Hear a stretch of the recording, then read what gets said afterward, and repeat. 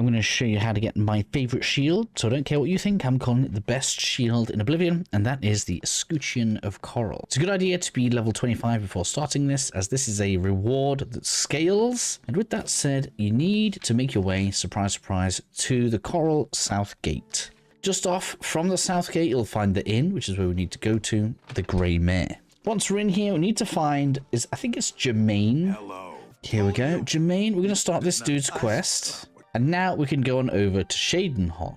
If that's enough for you and you're going to go ahead and leave, because you can probably follow most of the quest, please leave me the hammer emoji down below so it doesn't destroy my video. But there are some bits where we get to make decisions, and so there is a decent amount of time that you might want to be here just to make sure you see that. In any case, once we get here, we're going to go ahead, speak to one of the guards, ask about Jermaine. He's going to tell us that he's in the inn, and now we have a quest marker that we can follow. And in my case, he happens to already be outside. Well, how useful was that? Either way, follow your quest marker, and he's going to run off back to Chorrol. So with that done, we are going to go back to Chorrol too.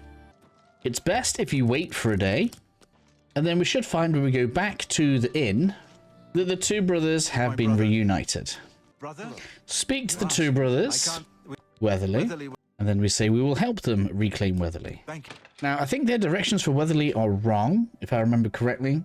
They tell you that Weatherly is between the Fort Kamala and Chorrol, and it's not. It's actually further south, more like close to where this Ellenglyn is. So that's where I'm going to fast travel to. And from Ellenglyn, we can actually see that it appears on the compass, and in fact, we can straight up see Weatherly from here, which is quite useful. We are going to have some ogres to clear, so bring some fire along with you if you happen to have any available. And with all of the ogres down, we should be able to return back to the brothers to proceed with the next part of the quest. That's what we're going to do. Fast travel back to Chorrol, head on over to the inn, and let them know.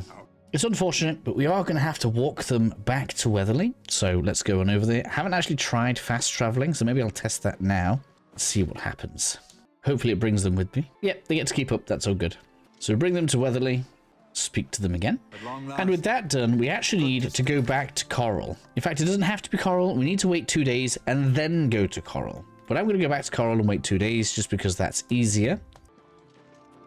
And now, after 2 days, if I decide to wait again, we should get interrupted by a Dark Elf.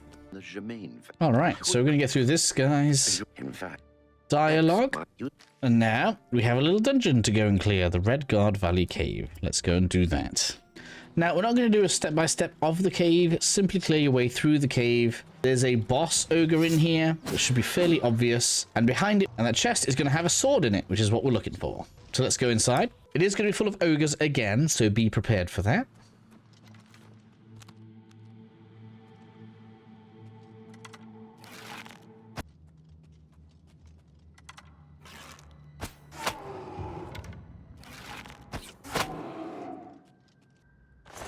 Once we've gotten the Chorrol on a blade, then we can just go ahead and leave.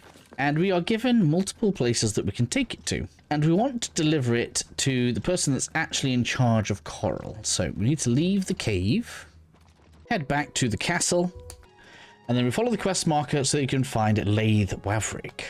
Hand over the stolen item, hand over the sword, and he's going to give us something even better, which is the Escutcheon of Chorrol. Reflect damage by 35%. For those that don't know, that actually happens before damage hits your armor. Let me put a melee weapon on here. The reason that's important is because forget about the damage that's doing to the enemy. That means that before damage hits your armor, so my armor class armor rating right now is 50. So that means when a physical attack hits me, I take 50% damage. Well, that's going to take 35% off before that happens. So the percentage now is going to be, I take 65% damage. Well, I take half of 65% damage, which is more like 32.5 physical damage. Very, very powerful.